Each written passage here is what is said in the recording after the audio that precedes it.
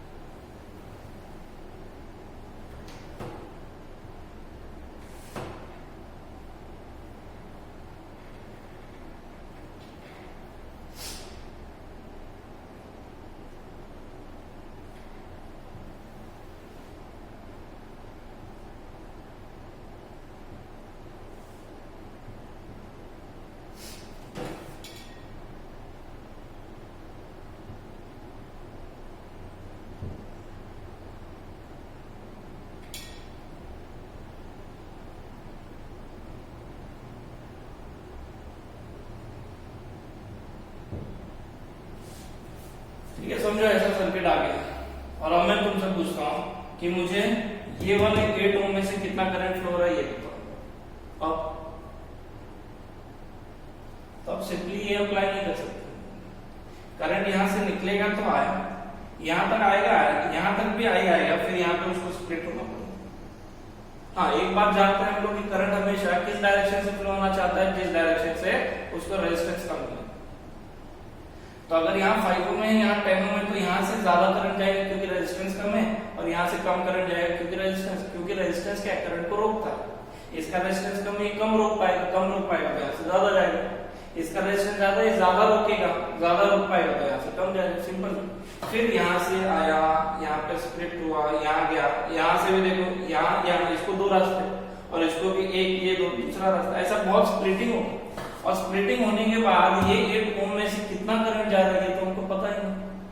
अब कैसे पता लगाएंगे? ठीक है, अब कैसे पता लगाएंगे? क्योंकि प्रैक्टिकली देखोगे तो बहुत सारे रेजिस्टेंसेस एट अ टाइम हम लोग हाउस होल्ड में भी बहुत सारे अप्लायंसेस यूज कर रहे होते हैं। अगर कोई एक पर्टिकुलर अप्लायंस में से कितना करंट जा रही है पता लगाना हो, क्या करेंगे? फिर यहाँ पे 1842 की बात है, ठीक है, रॉबर्ट गुस्ताव किरचॉफ नाम था ये साइंटिस्ट का, उसने 2 लॉज दिए। ठीक है, ज्यादा दिमाग हमको लगाने की जरूरत नहीं, हम लोग वो एरा में जी रहे हैं कि जहाँ पे ऑलरेडी हमको बहुत कुछ बना बनाया हुआ मिले। लाइट का स्पीड किसी को भी पूछो तो बता देते हैं 3 × 10⁻⁸ मीटर पर सेकंड। पता किसी ने नहीं किया, फाइंड किसी ने नहीं किया, क्यों? क्योंकि ऑलरेडी कोई ना कोई फाइंड करके बैठा है और हम लोग बुक से नॉलेज ले लेते हैं। वैसे ही यहाँ पे इसके लिए हम लोग को नया कोई एक साइंस या फिर नया कोई एक टेक्निक डेवलप करने की जरूरत नहीं। ऑलरेडी किरचॉफ ने 2 लॉज यहाँ पे दिया है और उसके 2 लॉ अप्लाई करके ऐसा या इससे भी कॉम्प्लिकेटेड सर्किट रहने दो, उसमें हम लोग कौन से ब्रांच में से कितना करंट जा रहा है या कौन से ब्रांच का कितना पोटेंशियल डिफरेंस है ये फाइंड कर सकते हैं। ठीक है, तो 2 लॉज देखते हैं, फिर उसके बाद कुछ सर्किट देखेंगे, वो दोनों लॉ अप्लाई करेंगे और फिर करंट और पोटेंशियल डिफरेंस निकालेंगे। उसके बाद कुछ और प्रॉब्लम्स हो सके तो मैं टिक करके तुमको दे देता हूँ, तुम लोग प्रैक्टिस करते रहना।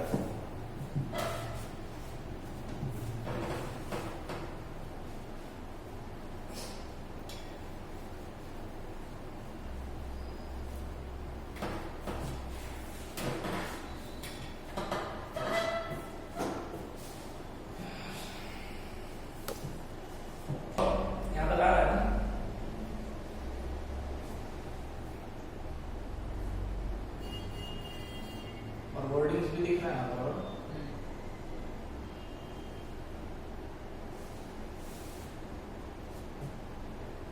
ये है किरचॉफ्स फर्स्ट लॉ, 3 नाम है इसके, या तो किरचॉफ्स फर्स्ट लॉ बोलो या फिर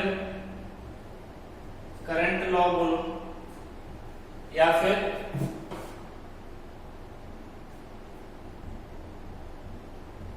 जंक्शन लॉ। ये लॉ मोस्टली करंट के बारे में बात करता है, इसलिए फर्स्ट लॉ करंट लॉ है।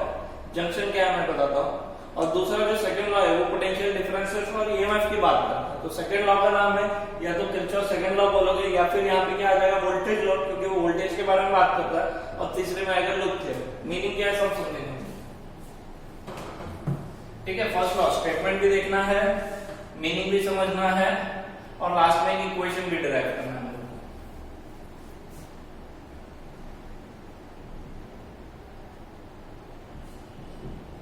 स्टेटमेंट है इसका,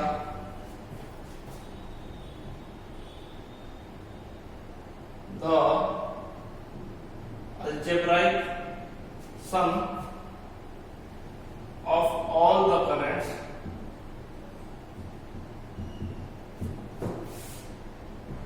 at any junction is equal to 0। इसका मतलब क्या है देखते हैं। फिर ये जो वर्ड है जंक्शन, ये क्या बता रहा है? जंक्शन का मतलब है a point where the current splits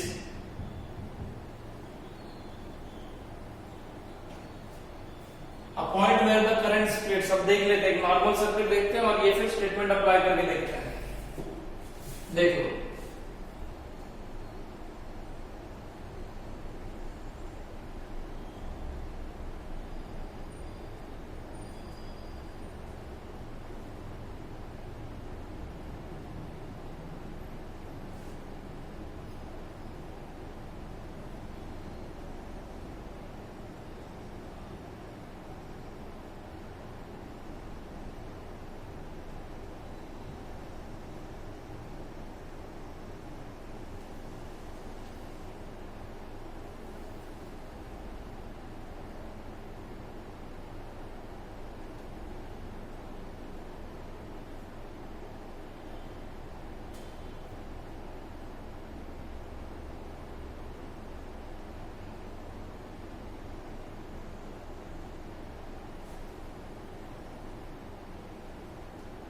देखो, तो ये सर्किट है अपना, यहां से करंट निकला, करंट यहां गया, ये देखो यहां से करंट ने टर्न लिया, ये जंक्शन नहीं है। यहां पे करंट स्प्लिट नहीं हुआ, जरूरत नहीं कि जो मुड़ा हुआ हो वो जंक्शन हो, वो जंक्शन लग रहा हो, ऐसा कुछ नहीं है। ये यहां पे आया, यहां से यहां पे आया, यहां से यहां जाने के बाद करंट यहां से भी जाएगा, यहां से भी जाएगा, यहां से भी जाएगा। तो एक्चुअल में ये पॉइंट वो पॉइंट है जहां से करंट स्प्लिट हो। समझो 3 एम्पियर आया, 1 एम्पियर 1 एम्पियर में अगर तीनों ओम्स सेम रहते तो 1 1 1 चला गया, तो एक्चुअल में यहां पर स्प्लिटिंग हुआ। तो ये पॉइंट क्या है? जंक्शन। ये से समझो यहां पे गया, यहां से यहां जाने में स्प्लिटिंग हुआ नहीं, जस्ट ये क्या है? टर्न है, मुड़ा हुआ है। इसका मतलब ये नहीं कि ये जंक्शन। फिर यहां से आए, यहां पे करंट आएंगे, यहां से भी, यहां से भी, यहां से भी। ये समझो I1, यहां से I2, यहां से I3। ओके, यहां पे मिले और यहां पे सिंपल है, तो I1 I2 I3 तो है नहीं, वो कुछ और है। ये है I4 और ये है I5। वापस यहाँ पे देखो स्प्लिटिंग हुआ।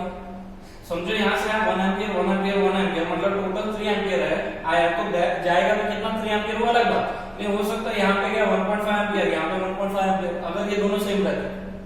नहीं तो यहाँ 1.1 एम्पियर, यहाँ पे 1.9 एम्पियर, या फिर वहां यहाँ पे 1 एम्पियर, यहाँ पे 2 एम्पियर, ऐसे। लेकिन स्प्लिटिंग हो, तो ये पॉइंट भी क्या है? जंक्शन। अब इसको मैं थोड़ा मैक्सिमाइज करके बनाता हूं, यही वाला।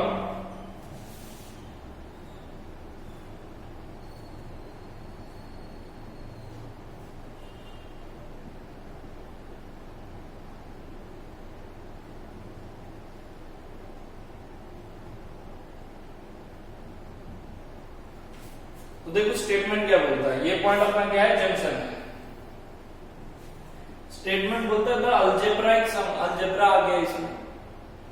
द अलजेब्राइक सम, सम मतलब addition of all the currents at any junction is equal to. पहले तो ये जंक्शन पे कितने करंट्स है? I1 I2 I3 I4 I5, इसे 5 करंट्स है। ये बोल रहा है द अलजेब्राइक सम, सम मतलब इन सब का addition about that junction is equal to 0।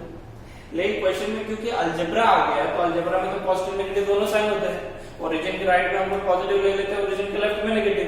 तो वैसे यहाँ पे दो डायरेक्शन है, एक तो ये जैसे I1 I2 I3 ये जंक्शन की तरफ जा रहा है, और I4 I5 जो है वो जंक्शन से दूर जा रहा है। तो कुछ साइन कन्वेंशन फॉलो करना पड़ता है हमको। क्वेश्चन के जैसे स्टेटमेंट है वो बोल रहा है अलजेब्राइक सम यानी summation of currents about any junction is equal to 0। तो ये जो स्टेटमेंट हम लोग ने वर्डिंग्स फॉर्म में लिखा है, मैथमेटिकली ऐसे है, ये मैंने लिखा है अबाउट, तो तो summation of current about any junction is equal to 0। Junction कोई भी हो सकता है, यहाँ पे ये भी जंक्शन है और यहाँ पे ये भी जंक्शन है, ठीक है। साइन कन्वेंशन देखो क्या फॉलो करना है आपको,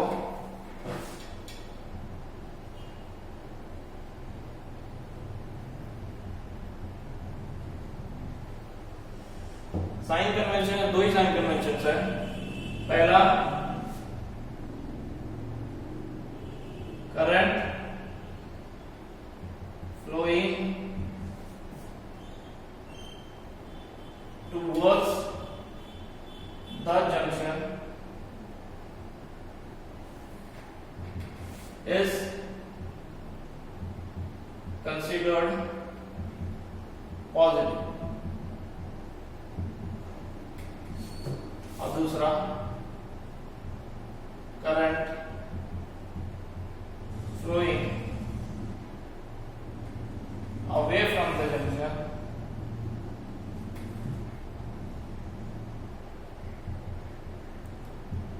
is considered negative।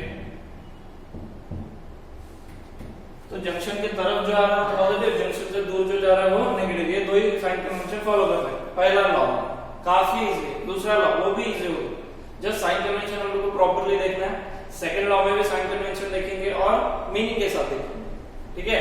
तो यहाँ पे देखो क्या बोला है, summation of currents about any junction is equal to 0। मतलब जंक्शन में कितने करंट है, ऐसे 5 है, मतलब I1 I2 I3 I4 और I5 बोला। इन सबको ऐड करोगे ना तो इक्वल टू क्या आएगा, 0 समेशन। लेकिन ऐड करते वक्त थोड़ा हम लोग को साइन कन्वेंशन फॉलो करना है।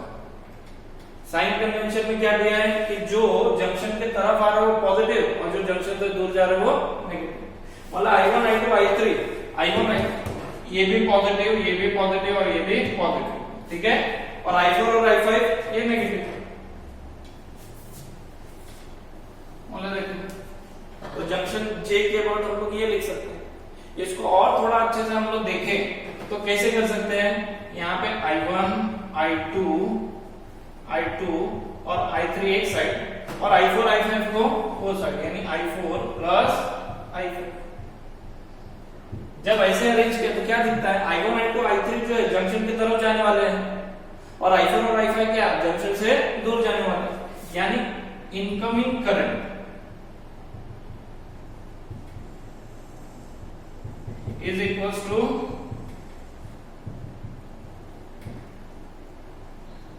आउटगोइंग करंट, ये लिख सकते हैं हम, समझे। तो सिंपली जैसा चाहे समझ लो, summation of all the currents about any junction is equals to 0। Sign convention follow करना पड़ेगा और नहीं तो डायरेक्टली इनकमिंग करंट्स को इक्वल्स टू लिख दो आउटगोइंग, यानी summation of current coming towards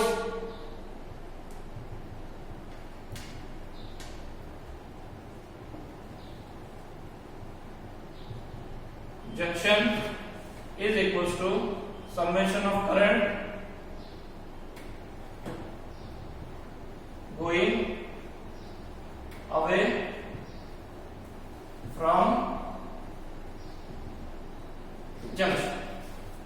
ये पेज का एक स्क्रीनशॉट ले लो और उसके बाद लिख के ले लो ये पूरा, या फिर अभी तक जितना भी मैंने लिखा है वो तुम्हारे समझने के लिए वीडियो को पॉज करके स्क्रीनशॉट लो और एक नोट्स बनाते रहो, ठीक है।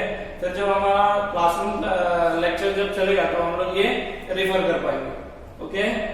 इसके बाद सेकंड लॉ करते वक्त कुछ प्रॉब्लम्स लेते हैं। फर्स्ट लॉ समझा, बाय चांस अगर किसी को भी कुछ भी समझ नहीं आता तो नंबर सबके पास है मेरा, या तो पर्सनली फोन कर लो या टेक्स्ट भेज लो, जो भी है। लेकिन डाउट आज का आज क्लियर कर देंगे, या जब भी ये वीडियो देखोगे क्लियर नहीं, या फिर बाद में भी कभी डाउट आता है तो कॉल या टेक्स्ट करके क्लियर कर लेना अपना डाउट। ये लिख के ले लो।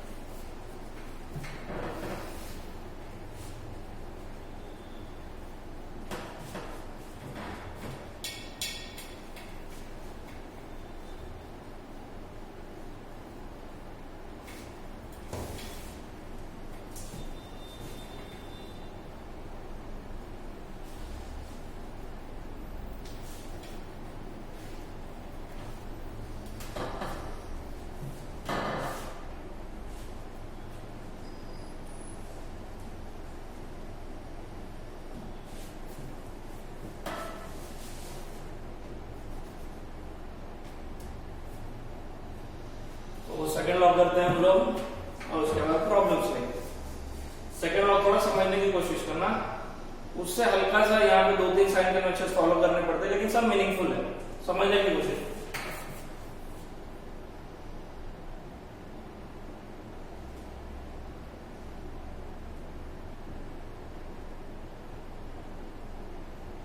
वापस 3 नाम आएंगे, कौन से किरचॉफ सेकंड लॉ, या फिर वोल्टेज लॉ, या फिर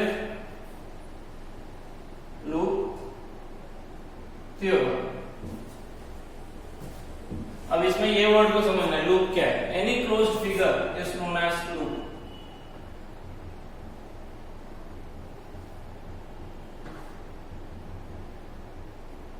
फॉर एग्जाम्पल ये स्क्वायर ये लूप है, क्लोज होना चाहिए। ये सर्कल ये लूप है, ये ट्रायंगल ये लूप है, या फिर ये सब लूप है, बस क्लोज रहना चाहिए। स्टेटमेंट क्या है?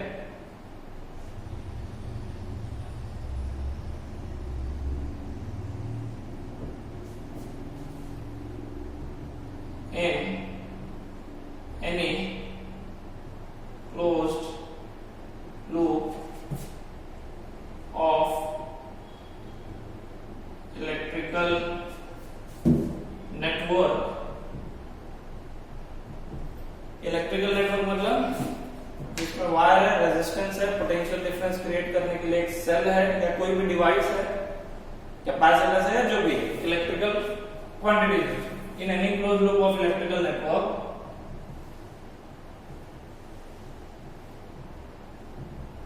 the algebraic sum of the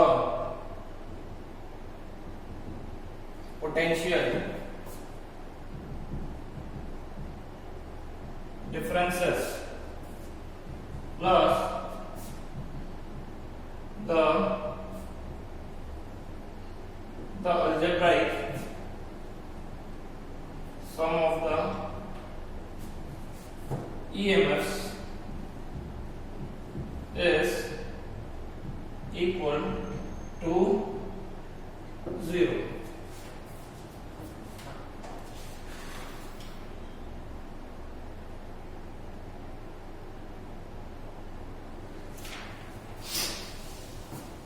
ठीक है, मैथमेटिकली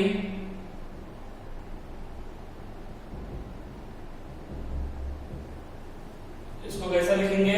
सबसे पहले in any close loop of electrical network, network कैसा होना चाहिए? क्लोज। द अलजेब्राइक सम यानी समेशन ऑफ क्या? पोटेंशियल डिफरेंस, जिसको हम लोग लिखते हैं V, plus the algebraic sum of EMF, जिसको हम लोग लिखते हैं E से, इज इक्वल टू 0। और V क्या होता है? V IR होता है, यानी summation of IR plus summation of E is equal to 0। जैसे भी ये है इसका मैथमेटिकल फॉर्म। ये जो हम लोग ने वर्डिंग में लिखा है वही है। तो अगर स्टेटमेंट याद रखना है तो सिर्फ ये इक्वेशन याद रखो, बेटर रहेगा। पहले वाले में क्या था? Summation I equals to 0। Meaning क्या था? The algebraic sum of current about any junction is equals to 0। और इसमें क्या है? The algebraic sum of the potential differences plus the algebraic sum of the EMF is equals to 0। अब meaning समझे इसका? Sign convention तो इसमें भी फॉलो करना पड़ेगा। ओके, साइन कन्वेंशन देखो क्या है।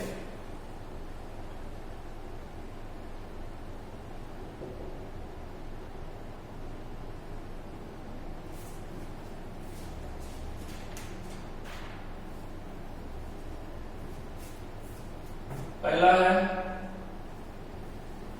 If the direction of tracing, समझेंगे नहीं? If the direction of tracing is same as that of conventional current, then the potential difference is considered negative and vice versa।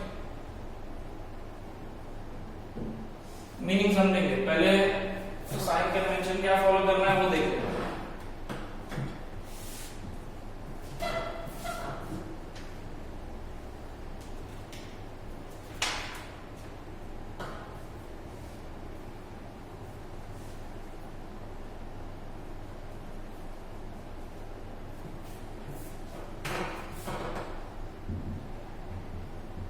EMF is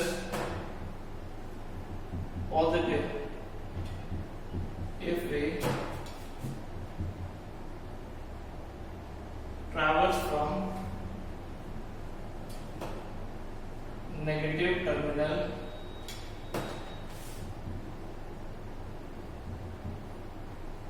of a cell to the positive terminal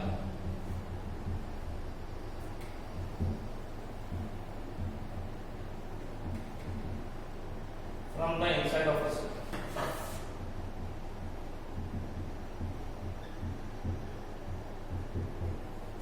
So EMF is considered positive if it travels from negative terminal of a cell to the positive terminal from inside of a cell. Otherwise, it is considered negative. यहां तक आ रहा है? यहाँ तो दिख के आ रहा है? ठीक है। अब ये समझने के लिए हमको लूप बनाना पड़ेगा। जो टेक्स्ट बुक में मैं वही लूप बनाता हूँ और इसके बाद हम लोग ये समझ करेंगे कि लिखना कैसा। ठीक है।